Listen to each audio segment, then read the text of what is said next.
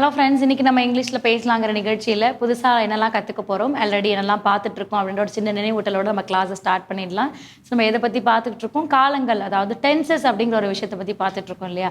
So இந்த tenses அப்படிங்கிறது நமக்கு என்ன ப்ரொவைட் பண்ணுது, ப்ரெசென்ட்டில் என்ன பேசுகிறோம், பாஸ்ட்டில் என்ன பேசுகிறோம், ஃப்யூச்சரில் என்ன பேச போகிறோம் அப்படிங்கிறத பற்றி தான் நம்ம பார்த்துட்ருக்கோம் இல்லையா.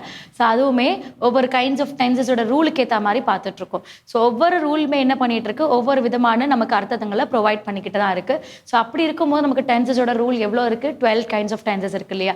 ஸோ அப்போ 12 கைண்ட்ஸ் ஆஃப் டென்சஸ்லையுமே ஒவ்வொரு டென்ஸும் ஒவ்வொரு விதத்தை நமக்கு ப்ரொவைட் பண்ணிக்கிட்டே இருக்குது. ஃபைன். ஸோ அப்போ டென்சஸ் நம்மக்கிட்ட ஒரு பக்கம் இருக்குது. இன்னொன்று, அந்த டென்சஸ் அமைக்கிறதுக்கு நமக்கு ஒரு ஆக்ஷன் கில்லர் தேவை. அவர் தான் என்ன பண்ணுறாரு, அந்த சென்டென்ஸையே ரொம்ப அழகாக மாற்றுவார் இல்லையா. ஸோ அப்போ அந்த சென்டென்ஸை கிக் ஸ்டார்ட் பண்ணதுக்கு யார் வேணும், வேர்ப் ஃபார்ம் அப்படிங்கிறது வேணும். அப்போ வேர்ப்ஸில் நமக்கு என்னெல்லாம் இருக்குது, V1 இருக்குது, V2 இருக்குது, V3 இருக்குது இல்லையா. ஸோ இது இல்லாமல் V1 + INGயுமே இருக்குது. ஸோ இதில் யார் எந்த சென்டென்ஸ்க்கு சூட்டபிள் ஆவாங்களோ அவங்கள எடுத்து நம்ம ஃபிக்ஸ் பண்ணுற மாதிரி இருக்கும். அப்போ நம்ம என்ன பண்ணுறாங்க, நம்ம ஃப்யூச்சரில் பார்க்கறதுனால V3 என்னவோ அந்த V3 எடுத்து நம்ம என்ன பண்ணுற மாதிரி இருக்கும், இதில் ஃபிக்ஸ் பண்ணுற மாதிரி இருக்கும் இல்லையா. ஸோ எந்த ரூலுக்கு எந்த வேர்ப் ஃபார்ம் அமைக்கணுங்கிறது இருக்குது. ஸோ நம்ம மட்டும் என்ன பண்ணக்கூடாது, கண்ணா பின்னான்னு இருக்கிற ரூலுக்கு இருக்கிற எல்லா வேர்ப் ஃபார்மையும் அப்ளை பண்ணக்கூடாது இல்லையா. ஸோ அது ஒன்று இருக்குது. அண்ட் தென் அந்த சென்டென்ஸில் ரூல் அப்ளை பண்ணிட்டீங்க, வேர்ப் ஃபார்ம் அப்ளை பண்ணிங்க, அது யார் இண்டிகேட் பண்ணுன்றது சப்ஜெக்டை இண்டிகேட் பண்ண போகிறீங்க. அப்போ சப்ஜெக்டையும் நம்ம சொல்லியாச்சு இல்லையா. ஸோ அப்போ சப்ஜெக்ட் இண்டிகேஷன் ஆகிடுச்சு. ஸோ அந்த சப்ஜெக்ட் இண்டிகேஷன் ஆனதுக்கப்புறம் நீங்கள் அந்த சென்டென்ஸை பெர்ஃபார்மன்ஸ் வைஸ் சொல்ல வரீங்கன்னா, அது முழுமையடையணும் செய்கிறீங்கன்னா நீங்கள் அதை சொல்லிக்கலாம், எங்கே எப்போ நடந்துச்சு அப்படிங்கிறதையும் நீங்கள் கம்ப்ளீட் பண்ணிக்கலாம் இல்லையா. ஸோ அப்படி இருக்கும்போது இன்னைக்கான வேர்ப் ஃபார்ம் என்ன, இன்னைக்கான சென்டென்ஸ் நம்ம எப்படி எழுதலாம் அப்படின்னு சொல்லி தருவாங்க. பார்த்துட்டு இருக்கிறது ஃபியூச்சர் பர்ஃபெக்ட் டென்ஸ்.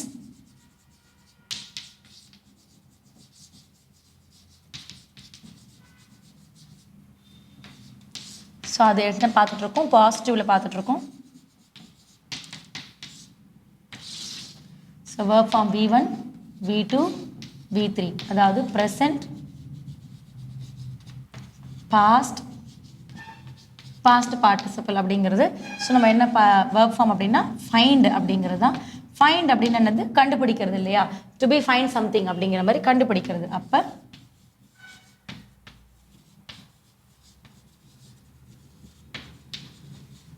ஸோ இதே V2ல வரும்போது ஃபவுண்டு. ஸோ V2ல ஃபவுண்ட் அப்படிங்கிறது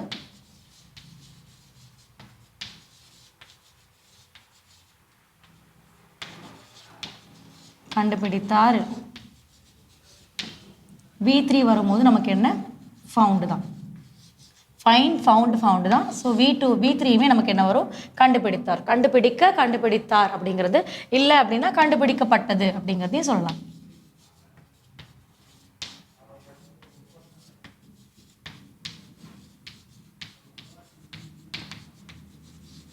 ஸோ கண்டுபிடிக்கப்பட்டது அப்படிங்கிறது சொல்லலாம். அப்போ ஃபைன், ஃபவுண்ட் அப்படிங்கிறது நமக்கு ரெடி ஆயிடுச்சு இல்லையா. So verb is ready. இந்த வேர்பை நம்ம என்ன பண்ண போகிறோம், சப்ஜெக்ட் கூட அமைக்க போகிறோம். அப்போ நம்மக்கிட்ட என்னெல்லாம் சப்ஜெக்ட்ஸ் இருக்குது, I, we, you, he, she, they, it. So இவங்கெல்லாம் சப்ஜெக்டில் இருக்காங்க. ஸோ ஃப்யூச்சர் பர்ஃபெக்டோடது ரூல் வேணும் இல்லையா. will have plus. ஸோ அப்போ ஃப்யூச்சர் பர்ஃபெக்ட்னும் போது நமக்கு என்ன வேர்ப் வரும், V3ங்கிற வேர்ப் வரும். V3 பாஸ்ட் பார்ட்டிசிபிள் அப்படிங்கிறது. ஸோ அப்போ நமக்கு என்ன ஆயிடுச்சு, ரூல் பர்ஃபெக்டாக ரெடி ஆகிடுச்சு. இப்போ சென்டென்ஸ் எழுத போகிறோம் இல்லையா. ஸோ சென்டென்ஸ் எழுதும் போது நான் இங்கே என்ன பண்ணுறேன், இங்கே இருக்க சப்ஜெக்ட் எழுதாமல் நேமிங் ஃபார்ம்ஸ் யூஸ் பண்ணுறேன். ஸோ நேமிங்ஸை யூஸ் பண்ண ஏற்கனவே சொல்லியிருக்கேன். ஸோ ஒரு சப்ஜெக்ட் பாலா அப்படின்றத எடுத்தாச்சு. So Bala will have. So Bala will have என்ன பண்ணியாச்சு, V3. Bala will have found. So Bala will have found. So Bala யாரை கண்டுபிடிச்சாங்க, எதை கண்டுபிடிச்சாங்க அப்படின்றது இருக்கு இல்லையா. ஸோ அப்போ இது அப்படியே கூட அப்படியே ஸ்டாப் பண்ணிக்கலாம். பாலா வில் ஹாவ் ஃபவுண்டுனா பாலா என்ன பண்ணியிருப்பார், கண்டுபிடித்திருப்பார் அப்படிங்கிறது வந்துருச்சு. ஸோ அதே மாதிரி கண்டுபிடித்திருப்பார் அப்படிங்கும்போது வில் ஹாவ். அப்போ என்ன பண்ணியிருப்பார், பாலா கண்டுபிடிச்சிட்டு இருப்பாங்களா அப்படின்னா எஸ் கண்டுபிடிச்சிருப்பாங்க அப்படிங்கிற மாதிரி. ஸோ எதை கண்டுபிடிச்சிருப்பாங்க அப்படின்னா இதை நீங்கள் என்ன புக்ஸ் யூஸ் பண்ணிக்கலாம், இல்லை காரு, பைக்கு, ஏதாவது நீங்கள் சம்திங் மிஸ் பண்ணிட்டீங்க, இல்லை எங்கேயாவது வச்சுட்டீங்க, அதை நீங்கள் தேடுற இடத்த கூட இந்த இடத்துல நீங்கள் என்ன பண்ணலாம், ஃபில் பண்ணலாம் இல்லையா. ஸோ அப்போ இது எப்படி எழுதலாம் அப்படின்னா ஃபர்ஸ்ட் ஸோ பாலா என்ன பண்ணியிருப்பாரு, கண்டுபிடித்திருப்பார். நான் ஃபர்ஸ்ட் என்ன பண்ணுறேன், இந்த இடத்துல பெர்ஃபார்மன்ஸ் எழுதலை.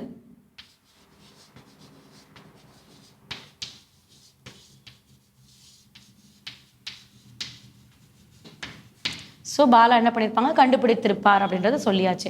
இப்போ இதை வந்து நீங்கள் இன்னும் நீங்கள் வேறு மாதிரி சென்டென்ஸ் எழுதணும் அப்படின்னா, she will have found a jack அப்படிங்கிறது. ஸோ இங்கே வந்து ஜாக் அப்படிங்கிறது வந்து நான் இங்கே நேமாக இண்டிகேட் பண்ணல, ஜாக்குங்கிறத வந்து ஃப்ரூட்டாக இண்டிகேட் பண்ணுறேன். ஸோ ஃப்ரூட்டுங்கிறது என்னது,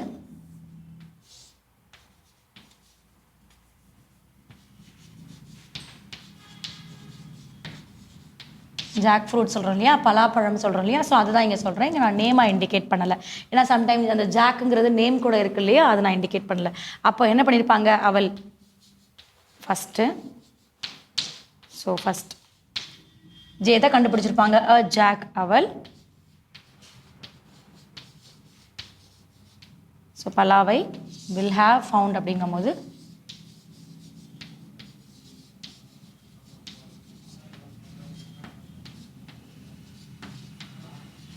கண்டுபிடித்திருப்பாள். ஏன்னா என்ன சொல்கிறோம் அப்படின்னா, ஷீ அப்படிங்கிறத சொன்னதால் அவள் பலாவை கண்டுபிடித்திருப்பாள் அப்படிங்கிறத சொல்கிறோம். நம்ம ஜாக் அப்படிங்கிறது இண்டிகேஷன் விச் இஸ் ஃபார் ஃப்ரூட்டுங்கிறத நான் இண்டிகேட் பண்ணுறேன்.